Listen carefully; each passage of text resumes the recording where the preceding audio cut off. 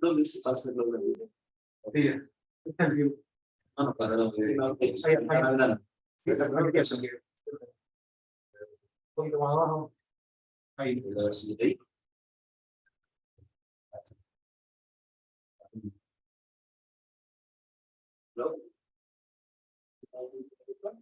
Mueve, ¿sí? Ok. Bueno, sí ha sido el día.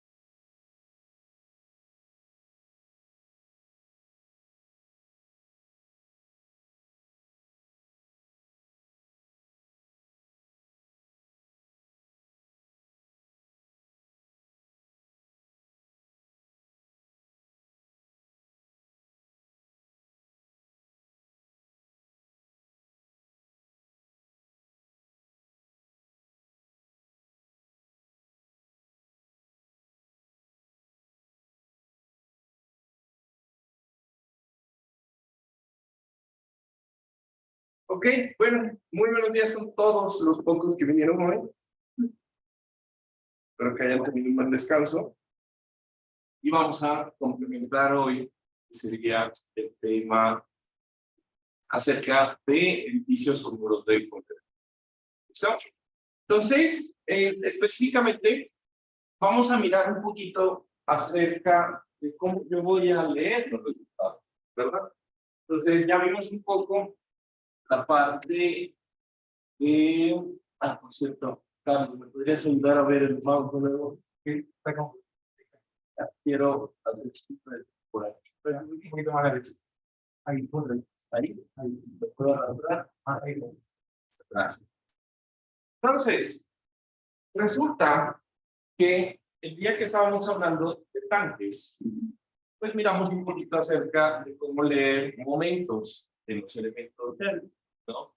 Hoy vamos a mirarlo desde un punto o desde una perspectiva de pronto un poquito más aproximada a lo que es el comportamiento de un muro, ¿listo? Que es principalmente comportarse como un elemento de vida, ¿listo? Entonces, teníamos aquí nuestro modelo en el cual hemos configurado lo que serían los section code.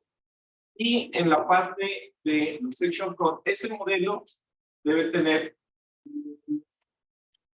los section code configurados con un nombre diferente, pero es básicamente la misma, digamos, el mismo criterio. Muro 1, piso 1, planta, bot, top y lo mismo. Le cambié el nombre específicamente. Y teníamos aquí lo que era la configuración. ¿Sí? Entonces, en este punto, la idea es entender cómo es que están funcionando esos section codes y más que todo, hablar un poquito acerca de lo que es el análisis de los elementos finitos como tal. ¿Qué es esto de los elementos finitos? Entonces, para esto, pues vamos a hablar un poquito acerca de la teoría para poder entender qué es y de dónde es. ¿No? Entonces, cuando nosotros tenemos un elemento frame, principalmente nosotros estamos diciendo que un elemento frame está definido por dos puntos, dos nodos, en los cuales cada nodo, dependiendo de si la estructura está en el espacio o en el plano, va a tener formas de moverse. ¿Qué tipos de formas de moverse tiene un nodo en el espacio? ¿Sí? Ajá, ¿qué son? ¿Qué? Principalmente, si me responden a qué tipo es, desplazamiento y rotación. ¿Cuántos desplazamientos? 3. ¿Cuántas rotaciones? 3. Para un total de grados de libertad de 6. ¿Estamos de acuerdo? Resulta que cuando nosotros tenemos elementos finitos, esto se va a constituir en más de 2 nodos para un elemento finito. Tradicionalmente, pues los elementos finitos van a tener 4 nodos, los cuales de los 4 nodos, cada uno de sus extremos va a ser nodo de 6 grados de libertad. Pero, al igual que cuando nosotros teníamos elementos frame, lo interesante es cómo se relaciona el desplazamiento de un nodo con las fuerzas que se generan en el otro nodo. ¿Estamos de acuerdo? Nosotros sabemos que si desplazamos verticalmente un nodo de un elemento frame, automáticamente el elemento que los une va a soportar una fuerza cortante de 12i sobre el al cubo y para que no gire va a ser 6i sobre el al cuadrado y para que el sistema esté en equilibrio en el otro lado debe tener las mismas fuerzas, solo que en sentido. No. Esa parte que ustedes aprenden en análisis estructural, pues también sirve para lo que es el análisis de elementos shell. Es solo que tenemos más de esos 3, digamos, fuerzas que se generan simultáneamente. ¿Listo? Entonces, aquí, por ejemplo, en estas imágenes, ustedes van a encontrar un elemento shell plano, esquemáticamente hablando de su espesor, es una placa, elemento placa área, en el cual aquí aparecen las fuerzas que se pueden desarrollar en ese tipo de elemento. ¿Listo? Entonces, cuando hablábamos el otro día de las fuerzas 1, 2, eje 1, 3, todas las cosas que estábamos hablando, estábamos diciendo automáticamente las fuerzas que permiten considerar un elemento shell. Entonces, por ejemplo, yo puedo considerar las fuerzas que producen tensiones o compresiones en el elemento shell, que aquí en esta imagen se llaman N's, NX y NY. ¿Listo? Sin embargo, yo no puedo considerar las tensiones, ¿sí?, que están o que harían que el elemento shell se tensione en el espesor. Eso es una limitación del modelo de elemento shell. ¿Se entiende esto? Y eso es súper importante. O sea, la tensión del elemento shell solamente puede ser tensiones en el plano del elemento shell y lo que se deforma en el sentido perpendicular, o sea, en el eje Z, en este caso, solamente se da por la relación de Poisson. Yo voy a tener un elemento que es libre de deformarse y por lo tanto, al estirar de un lado, pues se va a cortar en su dirección perpendicular. ¿Estamos? Entonces, eso, las limitaciones, son parte importante porque yo necesito conocerlas para poder hacer ellos. ¿Listo?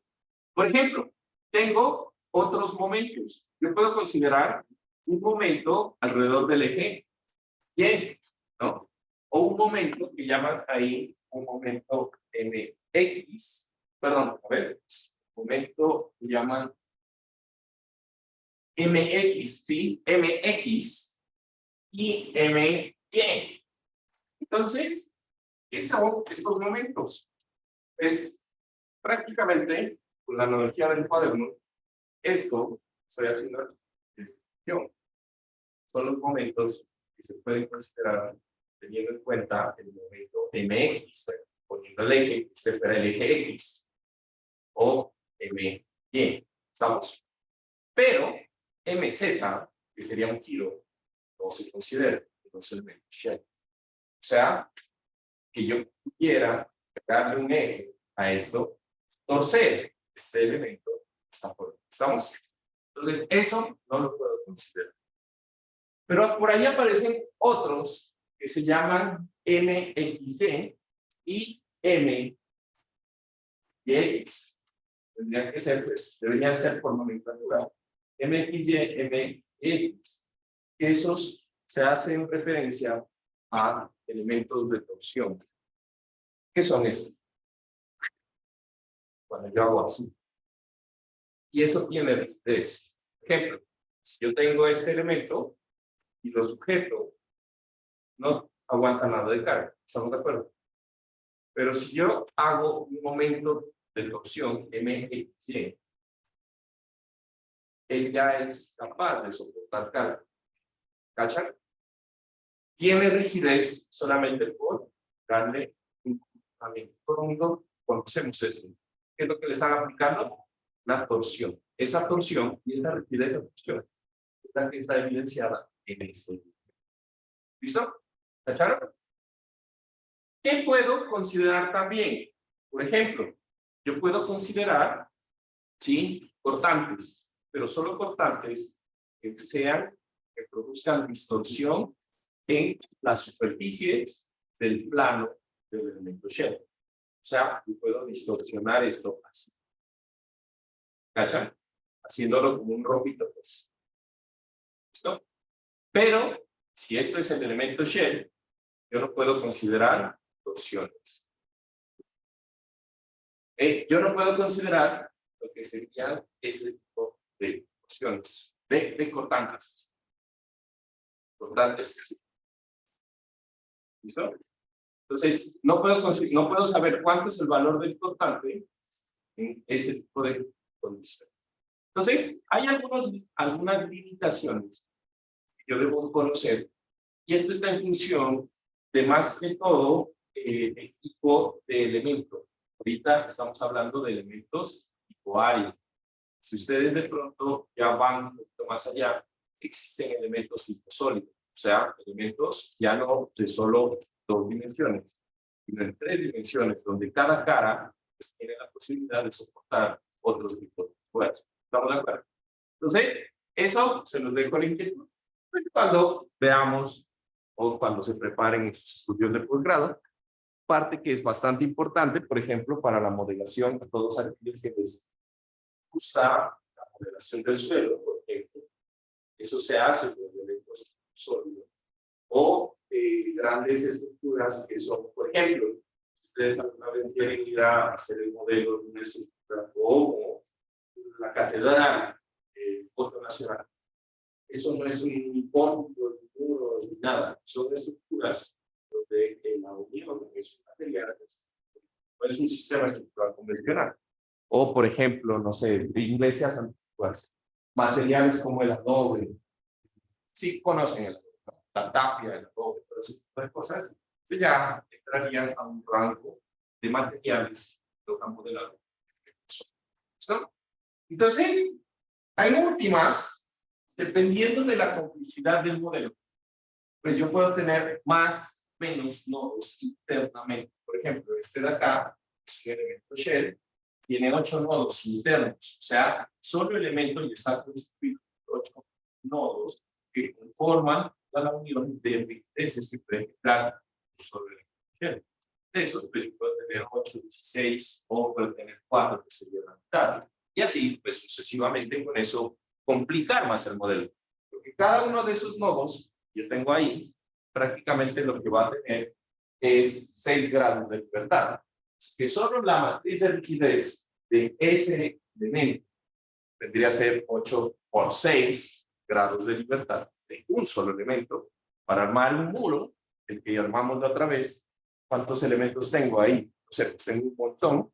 Y pues todo el análisis estructural se vuelve un poquito más costoso desde el punto de vista del gasto computacional que yo necesito solamente para poder correr la matriz de rigidez en general. ¿Listo? Entonces, una vez teniendo en cuenta las limitaciones, pues vamos a hablar un poquito de qué es la idea, ¿no? O qué yo puedo hacer con elementos shape.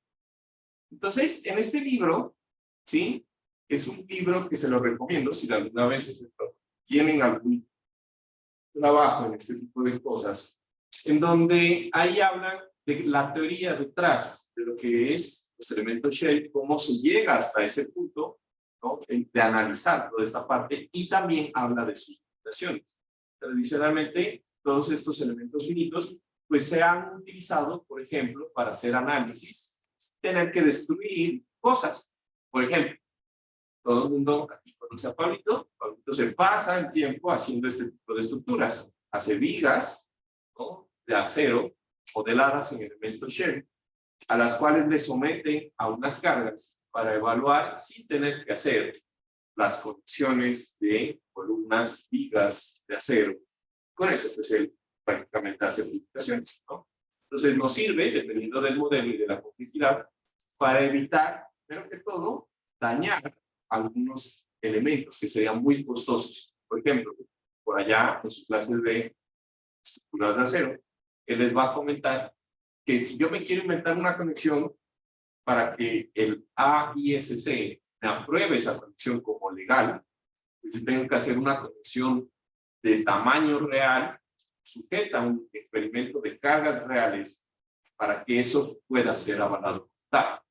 Imagínense ponerle a una viga de acero, construir una columna de acero y ponerle cargas que soportan una. O sea, eso es algo muy costoso. Es más, aquí en el país, creo que, y eso alcanzando niveles complejos, o mejor dicho, estructuras o elementos pequeños, el único sitio en donde pudiéramos hacer un ensayo de esos es en la Politécnica, en la casa, perdón, en el laboratorio de la vivienda, que es el único sitio en donde hay un muro de reacción lo suficientemente fuerte como para que pueda soportar el momento que se produce en tipo de esas reacciones, ¿no? Sin que pues, la estructura se caiga, ¿verdad?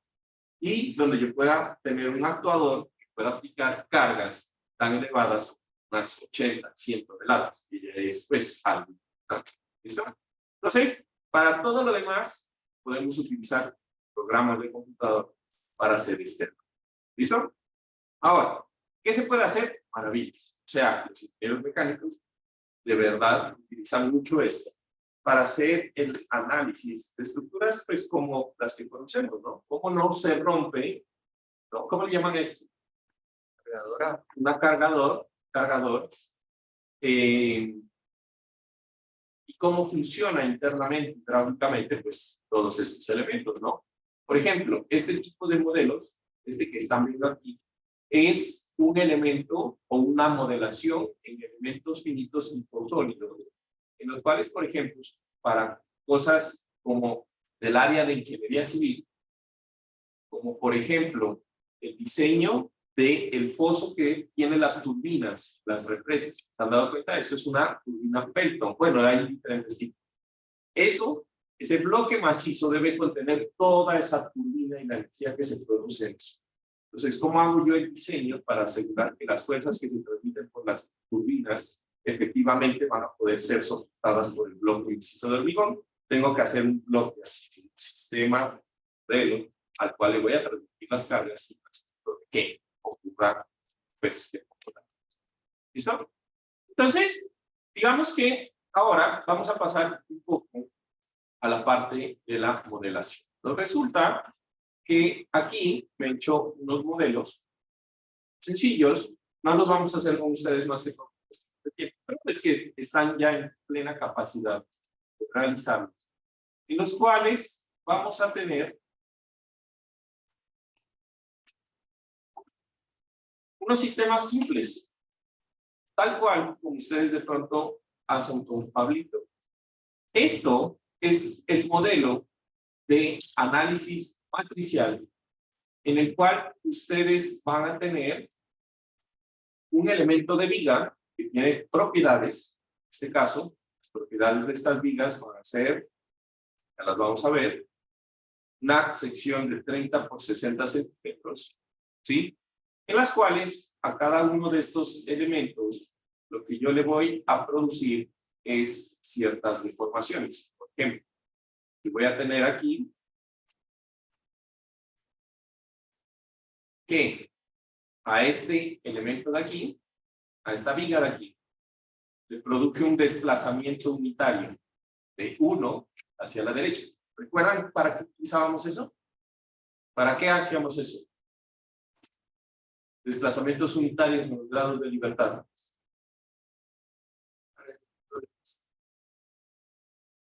Bueno, también no utilizaban para el de la carga virtual, usábamos una fuerza unitaria. Aquí yo le estoy produciendo, por ejemplo, todas las vigas inicialmente tienen la misma longitud, las que están horizontales.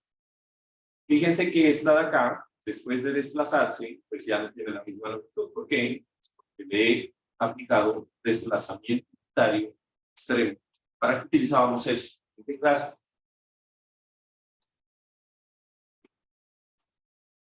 ¿Sí? ¿Ah? Sí. Análisis 2 para. Lo van a hablar.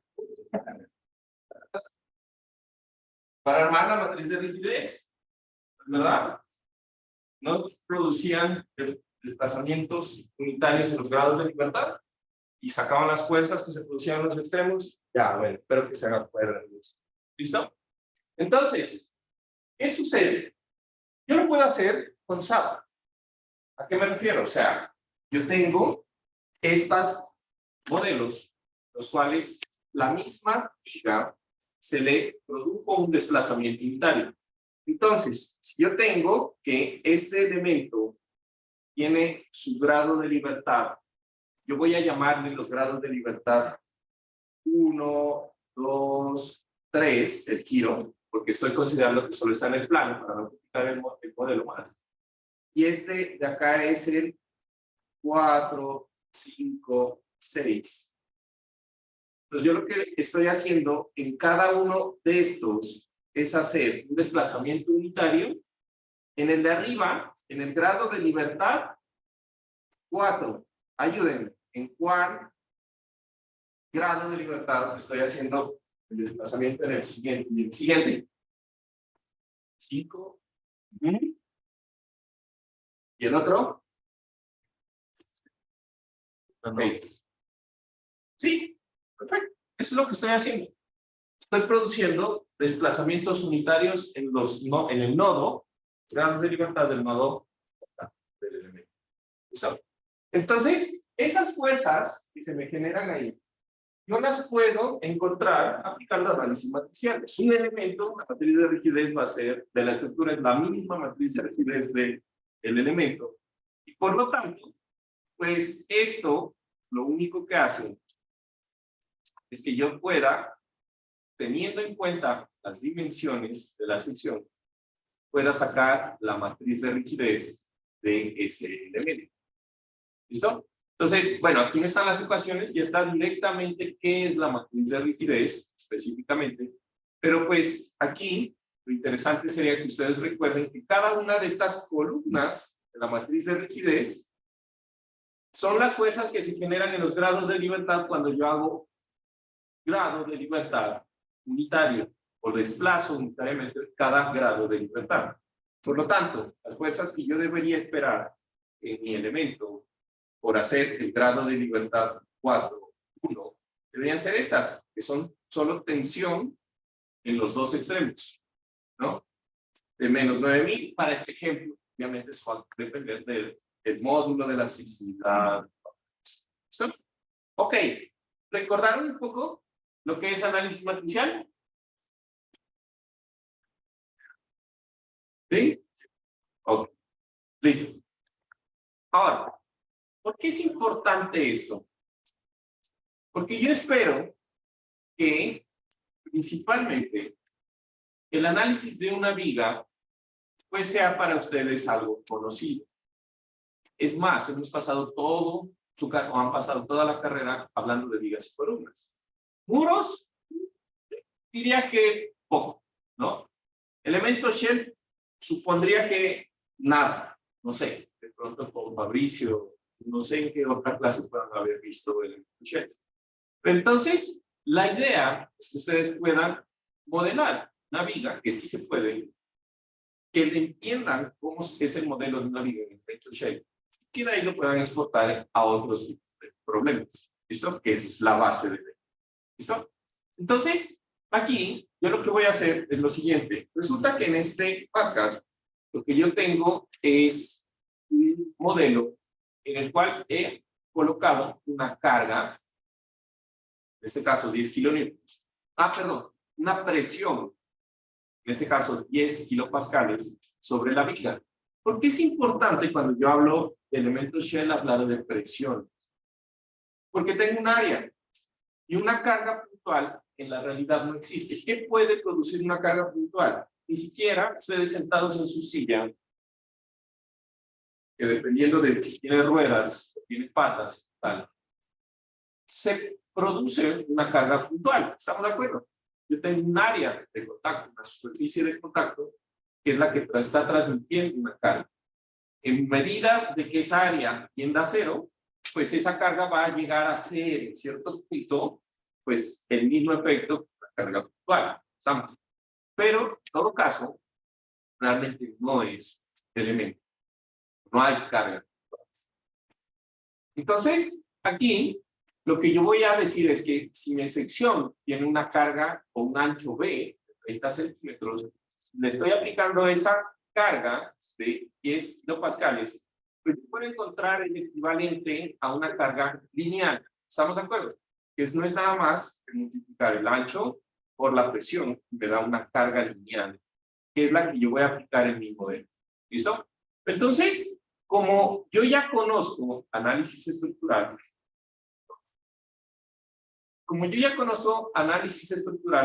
estamos de acuerdo que ustedes por allá también aprendieron qué pasa cuando yo le aplico una carga, ¿sí?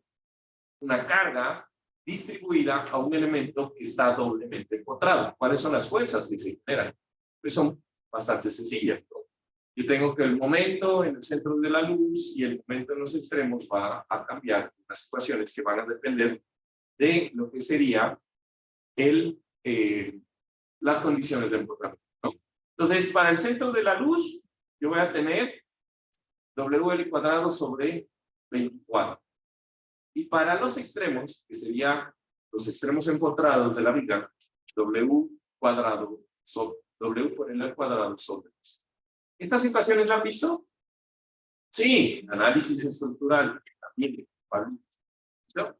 Entonces, la intención en este punto va a ser comparar eso con un modelo de análisis de elementos. ¿Listo? Entonces, de este modelo, yo tenía por acá, ¿sí? Voy a ver.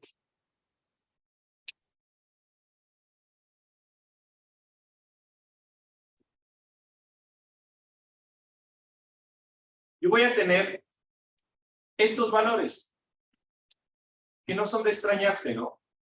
Entonces, en el centro, 2 kilonewtons por metro para el momento, para la carga distribuida, y menos 4 para el momento en el extremo.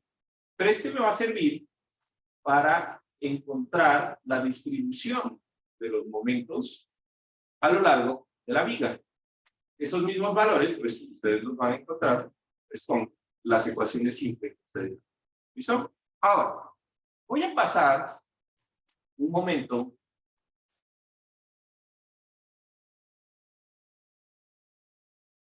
a lo que sería el modelo de elementos finitos. ¿Listo? Entonces, en el modelo de elementos finitos, Lo importante va a ser cómo yo leo esos mismos resultados. Tendría que existir alguna diferencia entre mi elemento frame y mi elemento o mi modelo de elementos fijos. Los resultados me debería dar lo mismo. Miren ustedes. ¿Ah? Lo mismo. ¿Por qué? Porque va a ser el mismo modelo. ¿Estamos? Entonces, lo importante cuando nosotros hacemos análisis de elementos finitos es entender que aunque en teoría debería darme los mismos resultados, los elementos finitos son métodos aproximados a un comportamiento ideal elástico. ¿Estamos de acuerdo? Vamos a partir de ese concepto. Los valores que voy a tener van a ser aproximados a la respuesta real. Y ese grado de aproximación va a estar basado en cómo yo discretizo mi modelo. De ahí que es súper importante que yo saque pedacitos, que haga varios elementos. Entre más elementos tenga, pues la respuesta va a ser más aproximada, pero siempre va a tener un grado de diferencia con la respuesta que vamos a considerar para esta clase exacta, que sería la respuesta del elemento de viga o elemento frame. ¿Listo? Entonces, vamos a ver en este modelo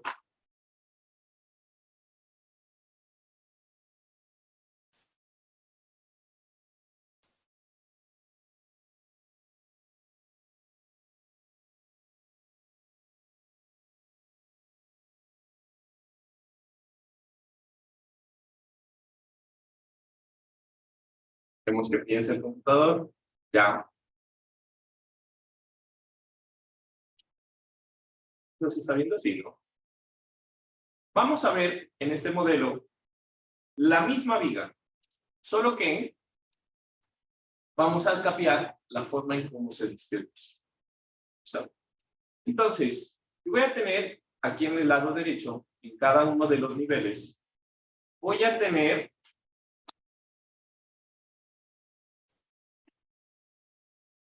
diferentes formas de aproximar el modelo. Entonces, en la parte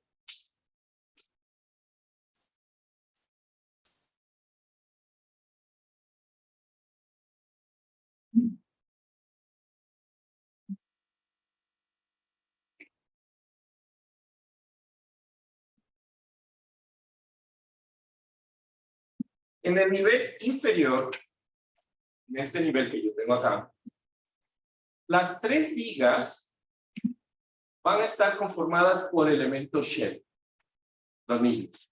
El ancho, si ustedes se fijan, esto es la coordenada x0, y0, z0, y en este caso tengo la coordenada y30 para modelar el espesor del elemento. O sea, mejor dicho, el espesor de la viga que estoy modelando de 30 por 60. Este elemento está definido como un elemento de área, en la cual es un elemento shell T. ¿Por qué? Porque yo quiero, este ejemplo, saber la variación que hay entre los esfuerzos que hay en la parte superior de la viga a la parte inferior de la viga. Vamos a hablar también un poquito de esfuerzos. Recordar por allá cómo se calculan los esfuerzos de ¿listo? Y la altura del elemento va a ser de 0.60, tal cual como lo habíamos hecho en el modelo de elementos frame. ¿Listo? Estos elementos van a tener una diferencia. Por ejemplo, yo tengo varios elementos finitos, pero solamente está discretizado en el sentido longitudinal de la viga. ¿Estamos?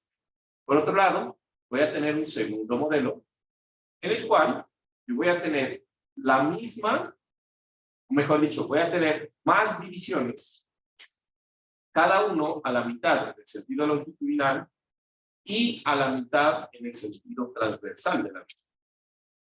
¿Listo? Y el siguiente pues va a ser de nuevo una discretización de ese estilo. De tal forma que cada vez la diferencia entre un modelo y el otro va a ser tener 4 elementos donde antes había un solo elemento. ¿Listo? Si yo hago la instrucción de este elemento, pues vamos a darnos cuenta que las vigas pues van a tener la misma profundidad. ¿Sí? Y desde un punto de vista tridimensional, pues las 3 vigas van a ser la misma. Solo que, pues lo que estoy cambiando es la forma como se discreta. ¿Listo? Ahora, en estos elementos he creado section codes. ¿Listo? Y esos section codes me van a servir para leer lo que serían los resultados en general. Entonces, fíjense que aquí yo tengo un elemento horizontal. ¿Estamos de acuerdo? Es un elemento horizontal, el elemento que he modelado. ¿Listo? Cuando yo definí los section codes, voy a definir los section codes teniendo en cuenta ciertos criterios. Por ejemplo, tipo 1, 2 y 3. La menos a la más discretizada. 1 menos 3, la más discretizada. Tengo secciones en el apoyo y en la parte de la mitad. ¿Cuánto debería ser el momento en la mitad? Pues ya lo habíamos calculado, debería ser 4. ¿Cuánto debe ser en el apoyo? Debería ser 2. Y en un punto intermedio, pues lo que me dé aquí el diagrama del números. ¿Listo? Entonces, ¿cómo voy a configurar cada uno de estos elementos? Lo mismo, hice grupos, igual que hicimos nosotros en la anterior clase para nuestro elemento de muro, en donde cogí los nodos del centro y del extremo con los elementos shell que están al lado del elemento de los nodos, que toquen los elementos de los nodos. Por ejemplo, aquí estoy viendo el elemento 3, voy a coger la parte de, o voy a seleccionar los elementos que he cogido para la parte del centro de la luz. No es más, la misma cosa que hicimos con el muro. ¿Listo? Y en la parte de la definición, pues ese mismo va a tener el nombre, el grupo de elementos que seleccioné, y aquí la parte importante. La clase anterior, cuando hicimos la definición, habíamos definido y vamos a coger las secciones de análisis. Para esto, vamos a mirar qué pasa cuando yo cojo secciones de diseño. ¿Listo? Entonces, en diseño, a diferencia de lo que nosotros vimos para lo que eran los flows, donde yo quería los momentos alrededor del eje 1, 2 y lo que sea, 3 y los constantes que analizamos para los tanques, ¿no? ¿Recuerdan cuando estábamos analizando los tanques?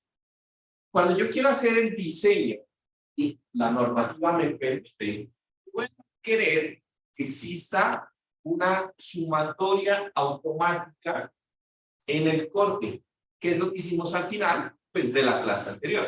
Hicimos un corte, calculamos lo que era la sumatoria de las fuerzas para encontrar cuál es el equilibrio en esa sección, teniendo en cuenta pues, la herramienta de dibujar sección con SAP. ¿Listo? Ahora, voy a decir a SAP que me reporte eso. ¿Por qué? Porque aunque se puede encontrar en cada punto que hicimos la metodología o el procedimiento que hicimos en la clase anterior, pues a veces yo necesito que eso se me reporte al principio para poder hacer el diseño. Cada vez que yo los dibujo en mi modelo, pues que yo pueda exportarlos, si yo hago un cambio, por ejemplo, en la configuración de las cargas o lo que sea. Para eso son útiles los sections. Entonces, aquí yo voy a configurar el elemento de viga considerando el tipo diseño. Y cuando yo considero el tipo de diseño, fíjense que ahí me dice exactamente las fuerzas que me va a dar. Me va a dar una carga P. ¿Qué es eso? Carga axial. Recuerden que el elemento shell permite las deformaciones o me da valores de las fuerzas axiales del elemento shell. ¿No? Cortantes en 2 y en 3, torsión y, que son los efectos de torsión que habíamos hablado, no. Y aparte los momentos principales. ¿Listo? Ahora, aparece otra cosa importante en la opción de SAP. Y me dice qué tipo de orientación tengo ejes locales. Entonces, aquí me da una ayuda. Va a ser un tipo puro, lo que estoy modelando, o sea, un elemento que esencialmente su altura o el elemento shell está paralelo al plano X, Z y Z. Para SAP, recuerden que la altura siempre es Z. ¿Es este caso? No. ¿Estamos? Es un elemento de losa, es básicamente una viga. Para sus fuerzas se actúa un elemento de losa o es un elemento más bien horizontal. Van a estar horizontales. Eso me va a permitir encontrar o que los resultados que me entreguen pues van a tener en cuenta esos valores. ¿Listo?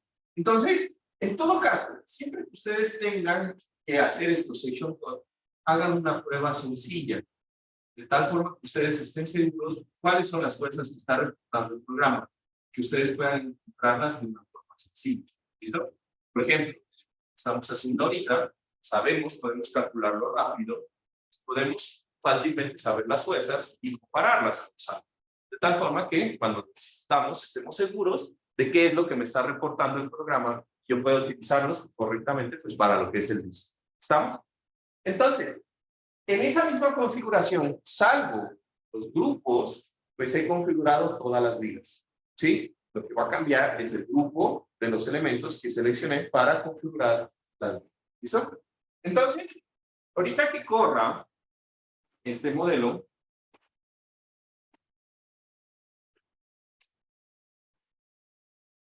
otra cosa, falta cargas, ¿no? ¿Cómo yo apliqué cargas? Entonces, para las cargas, lo único que hice fue, al igual que cuando hicimos la parte de la asignación de las cargas para el tanque,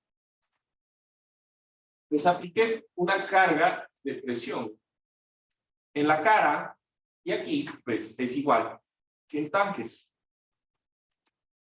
Fíjense que mis elementos, yo tengo la cara, si ustedes ven esto, 3 dimensiones, ¿cuál es la cara a la cual yo le debo aplicar carga en mi elemento shell? Fíjense cómo están los ejes, rojo, verde y el azul hacia arriba.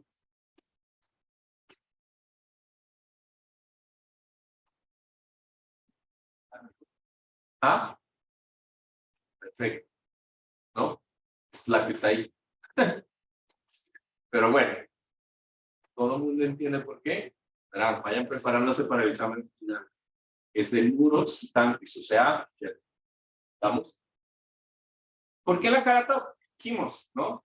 La cara que está en el lado positivo del eje 3, la cara top, y ahí es donde yo voy a colocar la carga, ¿no? Entonces, si yo veo aquí la fuerza, y le digo que me muestre valores en vez de superficies de contorno, y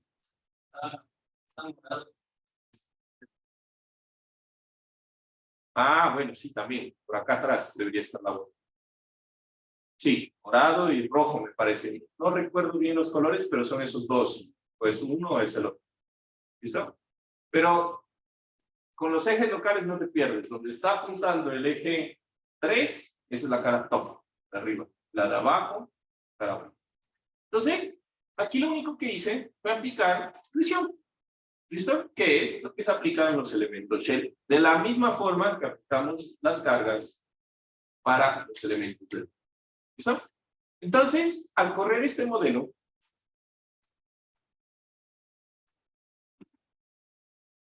al correr este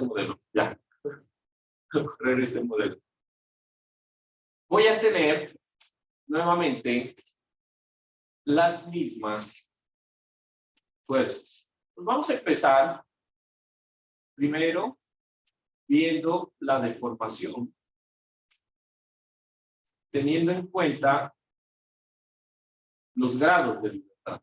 Por ejemplo, yo aquí he hecho un modelo en el cual cada una de las vigas, bueno, para mirar estas fuerzas debería poner esto en plano X. Z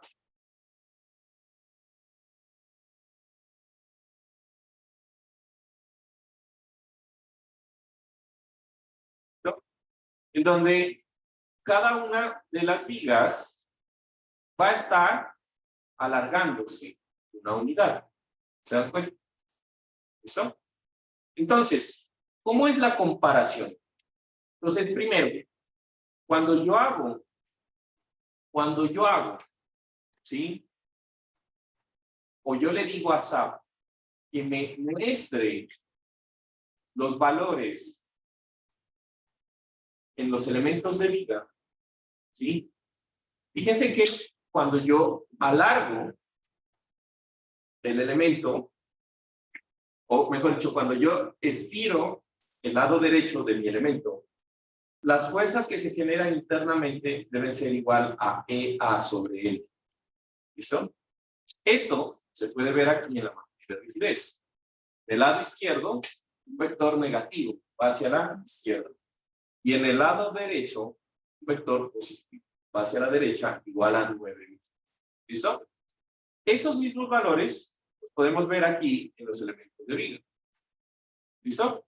Ahora, ¿cómo se leen los elementos o las fuerzas cuando yo hago, por ejemplo, un desplazamiento unitario vertical? Entonces, tengo un constante de 12 EI sobre L y un momento de 6 EI sobre L cuadrado en los extremos. ¿Cachan? ¿Qué son estos valores de la matriz de rigidez? Los mismos, 202.5, 400, 202.5, 405. Los mismos. ¿Listo? Estos que ustedes encuentran con la matriz de rigidez deberían ser los que se encuentran en los elementos shell exactamente. Por otro lado, tómenle foto a esto para que lo puedan comparar. Le voy a quitar aquí las grillas, le voy a quitar aquí los ejes. ¿Qué pasa cuando yo le hago un giro unitario a el elemento? Este giro aquí, ¿qué fuerzas se generan? 6 EI, 4 EI, ¿no? Y la sumatoria de los dos momentos van a ser, perdón, 4 EI, 2 EI, la suma de esos dos entre L, que son 6 EI sobre el cuadrado 6. Recuerda, análisis matricial. ¿Listo? Estos mismos son 405 y 540, pues vendrían a ser los valores de la última fila de la matriz de nosotros. ¿Listo? Entonces, con esos valores vamos a comparar aquí los resultados obtenidos. Pero fíjense que aquí él no me muestra las fuerzas. ¿Cómo él me va a mostrar las fuerzas cuando yo tensiono el elemento, genero el desplazamiento unitario axial? Él me va a mostrar las fuerzas en este tipo de configuraciones.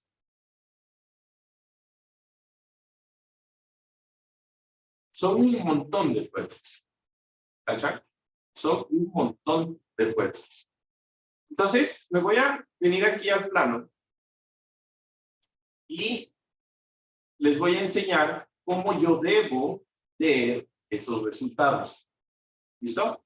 Quiero que todo el mundo coja ahorita un Excel. Coja un Excel. Y me va a sumar estos valores. 1240.71. Pero prefiero que sea un Excel para que tengan los valores. Pero bueno, si los quieren hacer, porque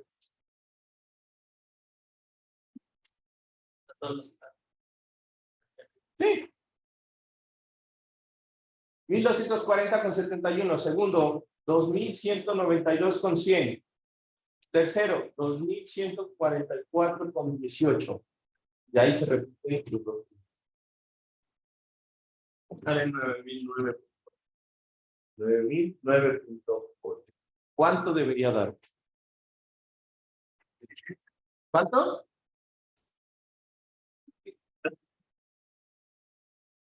Debería darme 9. ¿Listo? ¿Qué tendría que hacer? No, pues dividir esa vaina más. ¿Sí? Creo que este es el segundo modelo. No es tan refinado. Pues me voy a ir a la parte de abajo. Voy a hacer lo mismo. Y ahora suben esos tres. Ah, no. Este es el segundo, ¿no? Ahorita vimos el más refinado que teníamos. ¿Sí o no? Este es el tipo 2. Perdón. 9003. 13. Ok. Y voy a ver menos de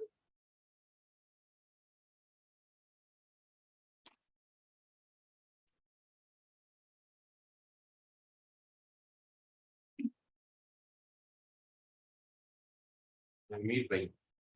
¿Cachai? Entonces, ¿qué pasó? ¿Modelamos mal? No. Es simplemente es un método aproximado. Nadie me preguntó de los momentos. ¿Se dieron cuenta que esos vectores que tengo ahí, hay otros vectores? ¿Esos momentos producen algo? Sí. Yo mismo me pregunto. Sí.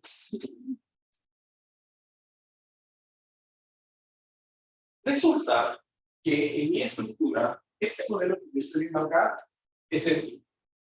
¿Pero? Si ustedes se fijan, existe un... Creo que estos son fuerzas. Puedo mirarlos. Si yo pongo este nodo, le doy clic, me aparece que son fuerzas, ¿no? Entonces, esta y esta es una fuerza de 701.33 hacia abajo. Bueno, en este sentido. Pero sí hay un momento, fíjense que hay un momento pequeño, que es este vector, que es de 1.263 hacia abajo. ¿Qué son esos? Cuando yo hago un elemento axial, se producen momentos adicionales. ¿Qué saben ustedes? Johan, ¿no? ¿Ah? ¿Debería existir esos valores? Según un análisis estructural. ¿Ah? Algo pasa, pero el sistema está en equilibrio. Porque la misma fuerza que está para acá está en el otro nodo para allá. La misma fuerza que va hacia abajo, de momento, está equilibrándose con la parte de arriba, con la fuerza. Y eso mismo se va a ver todos los sistemas. ¿Por qué se producen esos valores? Pues porque el elemento tiene condiciones de apoyo y hay una relación. Cuando se alarga el elemento, ¿sí? Que se está alargando, hagan de cuenta que yo tuviera esta sección, yo la quiero alargar. ¿Qué en teoría debería pasar? Esto se está cortando, ¿sí o no? Pero en ese modelo yo puse encortamientos. ¿Estamos? Como se quiere acortar, yo no lo dejo, pues aparecen fuerzas de presión que no le impiden o que generan la restricción a que él se deforme. ¿Cachan? ¿Eso ocurre en la realidad? ¿Se ocurre? Por eso, pues los elementos finitos tienen esa capacidad de tener en cuenta ese comportamiento. ¿Estamos? Cosa pues que los elementos frame no pueden, por su misma limitación en los nodos que consideran. ¿Se entendió? Ok, listo. Entonces, yo puedo hacer lo mismo con varios tipos de fuerzas. Entonces, por ejemplo, vamos a terminar con esta. Si yo cojo y hago el grado de libertad 1, el grado de libertad 5. Entonces, para ustedes, el 5 debería ser el nodo J, ¿verdad? Y J, izquierda o derecha, para ustedes. Y el 5 es hacia arriba, desplazamiento hacia abajo, produciéndole esto al elemento, ¿no? ¿Qué se me producen? Pues, algunas fuerzas. Entonces, yo puedo ver aquí las fuerzas que se me producen. Fíjense lo interesante. Me aparece que la fuerza axial es 42 y más 42. ¿Está bien? Claro, ¿no? ¿Por qué sabemos que está bien? Porque si yo genero un desplazamiento así, no estoy alargando nada.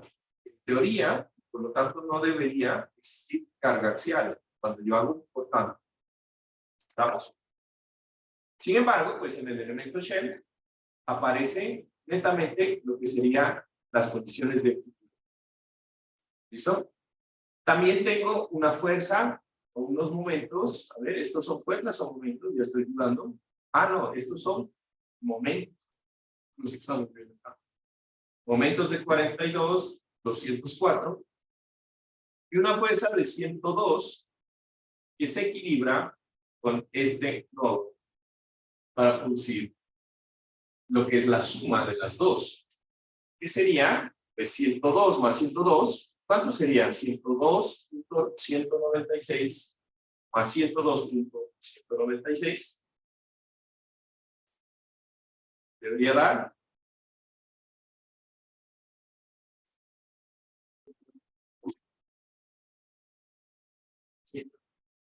200, ¿cuánto? 200, 102.96.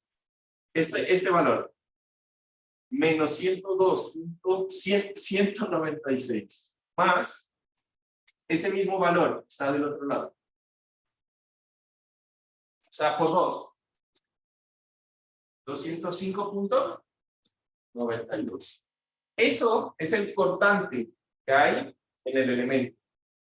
Ese cortante debería ser realmente 202.5. ¿Cuántos cambió? 205. Lo mismo.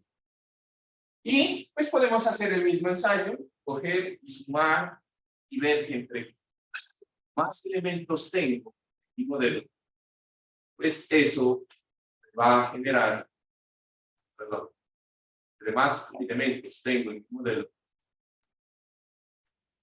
pues yo voy a tener más fuerzas que sumar y al final voy a tener todas estas.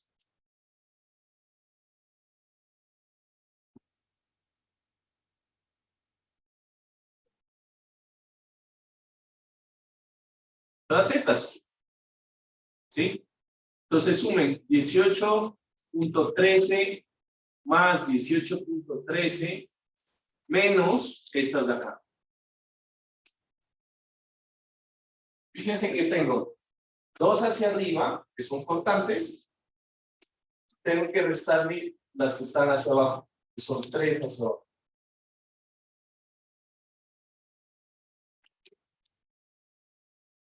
Menos 204.3. Debería ser 205.9. Ok, listo. Entonces, está claro la parte de los elementos finitos, espero, ¿no?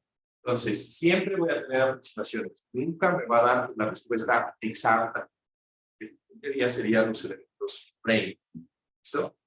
Sin embargo, esto me va a permitir, estos elementos me van a permitir tener mayores, digamos, resultados. ¿Listo?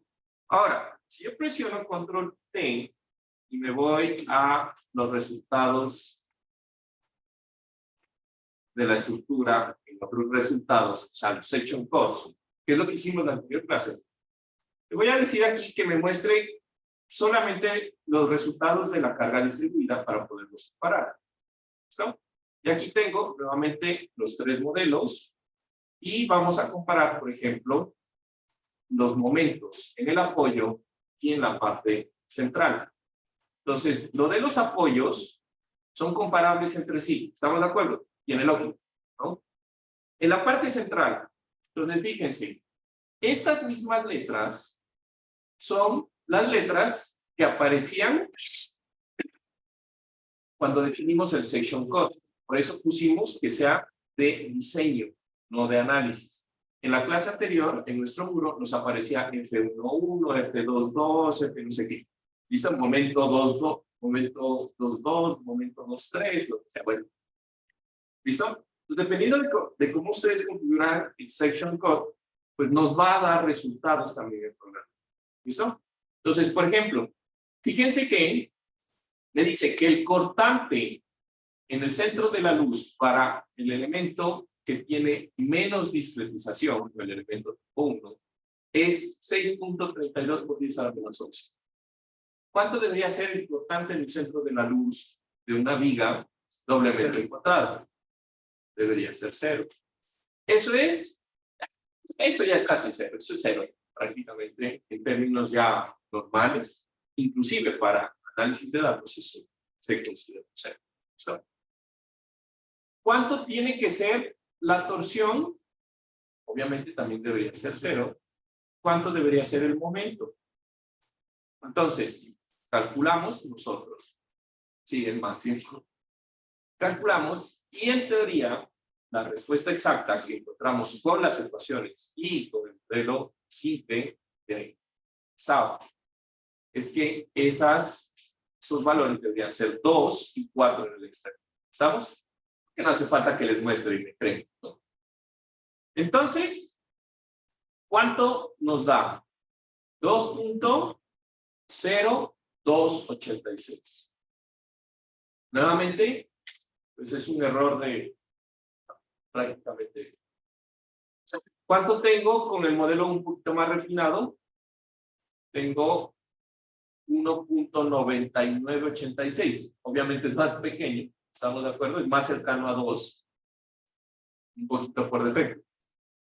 ¿Sí o no? Y con el mucho más refinado, en teoría, debería ser, perdón, a ver, aquí. Debería ser más aproximado, ¿cachan? Pero resulta que hay un punto en donde el nivel de aproximación ya no mejora. Y se lo puede ver aquí. Y eso va a pasar. Cuando ustedes vayan a modelar en elementos finitos, siempre hagan un modelo lo más sencillo posible. No se vayan al más discretizado, porque va a haber un punto en donde la respuesta que obtienen no va a ser mejor. Inclusive se van a demorar mucho más tiempo. Que eso es una pérdida, realmente. O sea, toca hacer pruebas. Entonces pones, así como dice el modelo con un solo elemento finito y encuentro el resultado. Después lo discretizo a la mitad. Pruebo. Después discretizo a la mitad y empiezo a hacer pruebas. No hay una forma a ciencia cierta que diga, todo lo quiero de una. Toca hacer pruebas. ¿Listo? Como todo lo bueno en la vida, toca probar. ¿No? Y eso mismo sucede con los momentos en los apoyos. Pues tengo 3.97, tengo 40014 y tengo 40071. Entonces, tengo ya las respuestas que necesito para el diseño. Fíjense, tengo la carga axial, el cortante para el diseño por corte y el momento para el diseño por corte. ¿Se entendió esta parte? ¿Sí? Ok. ¿Preguntas de esto? ¿No? Listo. Entonces, con esta pequeña explicación, vamos a pasar a nuestro modelo. Entonces, en nuestro modelo, lo importante es que después de hacer el análisis estructural, todo lo que ustedes quieran, SAP no hace análisis, SAP no hace análisis y diseño para muchos. No, eso lo pueden hacer, entiendo que se hace en etapas. No sé que también los haga, sin embargo, pues es algo que lo pueden hacer. ¿Listo? Entonces, lo importante es que ustedes puedan leer los resultados. Entonces, una vez que yo ya tengo, por ejemplo, este modelo ya debería estar corrido, vamos a chequear las fuerzas X, si X.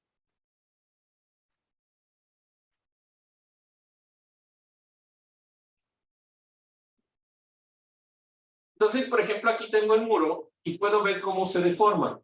Eso ya lo vimos en la anterior clase. Lo importante es cómo yo...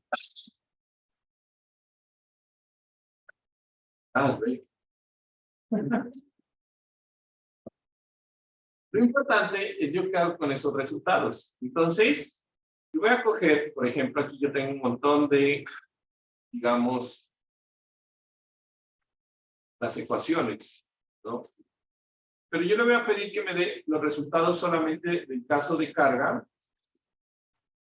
de sismo en X. Obviamente debería ser los resultados de una de las combinaciones, pero el procedimiento pues es el mismo, ¿no? Entonces, con estos resultados, le voy a decir que me dé los section codes y logremos que no se rompa, que aparecen los valores. ¿Listo? Entonces, con esto, y esperamos que no se rompa. En teoría ya estaba funcionando bien, no se rompió, bien, perfecto. Y aquí voy a tener entonces los valores. Entonces, ¿qué es lo que yo voy a necesitar de aquí? Primero que todo, voy a necesitar los valores del cortante y del momento. Momento en 3, para esta configuración de este muro específicamente, el muro 1. ¿Estamos? El momento en 3, ya que mi muro está en su eje fuerte en X, ¿sí? Y yo le pedí los resultados de X. ¿Estamos? Por lo tanto, fíjense que existen momentos súper grandes en X, pero existen también momentos fuera del plano de X. ¿Por qué el resto? Por la torsión del muro. ¿Estamos? El muro tiene, la estructura tiene torsión. Cuando yo empujo lateralmente, también se va un poquito de lado. ¿Estamos? Recuerden que estos valores están tomados por análisis modal espectral. ¿Qué quiere decir? Pues que el modal hace que exista desplazamiento en X. Si solo utilizara fuerza horizontal equivalente, solamente exista adicional al desplazamiento en X, desplazamiento en Y. Si yo usara solamente fuerza horizontal equivalente, no existiría desplazamiento en Y. Eso es una limitación. Por eso hacemos análisis modales espectrales. ¿Estamos? Ok. Ahora, ¿qué es lo que yo quiero que hagan con esto? Entonces, yo voy a colocar aquí el número de pisos. Entonces, ¿cuántos pisos tengo? Tengo 4. ¿Estamos? Yo voy a poner aquí 4, 3, 2, 1. ¿Sí? Y en cada piso voy a marcar el valor del momento. ¿Listo? Entonces, el momento para el piso 4, perdón, para el piso 1, en la parte de abajo y en la parte top, que es lo que yo tendría en la parte superior del piso. ¿Sí o no? Pero fíjense que entre la parte superior del piso y la parte inferior, o mejor dicho, yo tengo aquí la división del piso, yo cogí valores por debajo del piso y por encima del muro del piso. ¿Estamos? Fíjense que estos dos valores no son iguales. ¿Por qué? Porque la losa absorbe algo del momento. La viga que estaba metida en el piso absorbe también algo del momento. ¿Se cacha? ¿Se entiende? ¿Listo? Entonces yo voy a coger aquí los valores y voy a hacerlos así. En el piso 4 voy a coger los valores de la parte superior del piso 4. En el piso 3 voy a coger las bases. Entonces, esto va a ser la base del piso 3, la base del piso 2 y la base del piso 1 para lo que sería el diagrama D. Y voy a hacer un diagrama en el cual voy a poner en el eje X el valor del momento y en el eje Y el número de piso. Lo que quiere decir que este valor yo lo debo colocar así para poder insertar un gráfico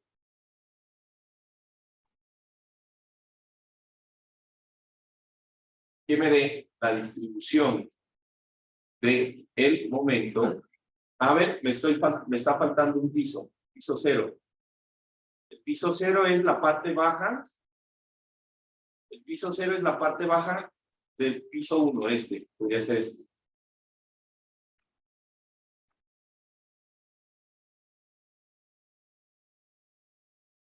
Este del piso 2, parte baja del piso 2, debería ser este. Ya, ahí sí. Este debería ser la parte baja del piso 3, debería ser este. Este debería ser la parte baja del piso 4, que debería ser este. Y este, la parte baja del piso 5. Listo, ahí sí. Y esto, ustedes ven aquí, es el diagrama de ese muro. Puedo hacer lo mismo con cortante. ¿Estamos de acuerdo? Entonces, si yo hago lo mismo con cortante, ustedes se dan cuenta que en cortante, lo único que tendría que hacer es girar esta ecuación en las mismas filas, pero coger el cortante B 2. ¿Estamos de acuerdo? Tendría un diagrama escalonado. Entonces, ¿para qué me sirven esos diagramas? Resulta que al final, esos diagramas me sirven para hacer el análisis de estas estructuras. Entonces,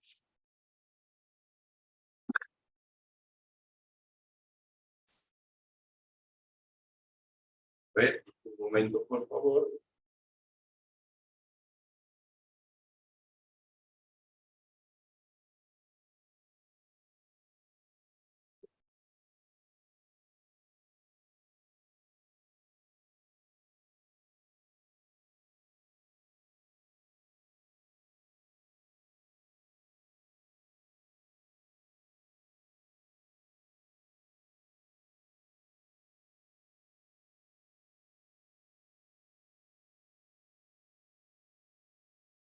Entonces, con estos diagramas, yo puedo hacer el diseño según lo que me exige el ACI.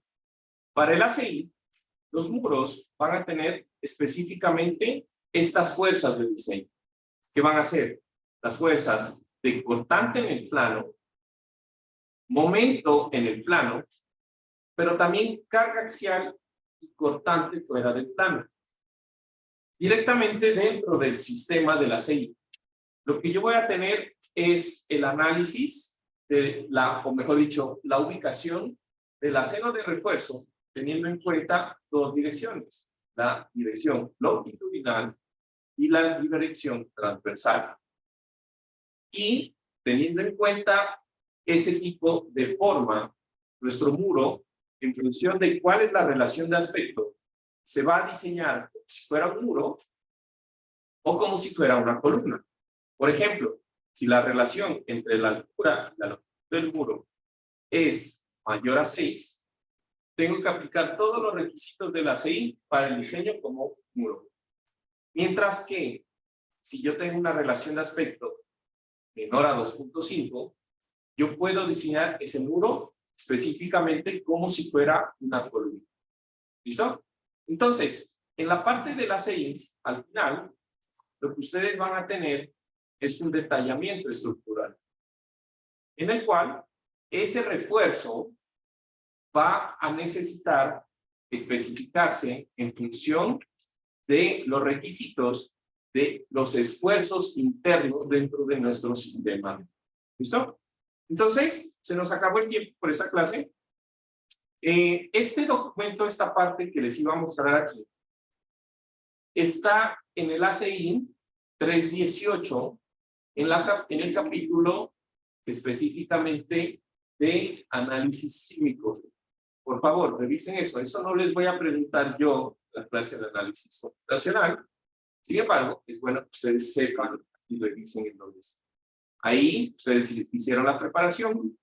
Prácticamente explican cómo yo puedo estimar los componentes del muro, cómo yo puedo hacer el diseño de lo que son las famosas vigas.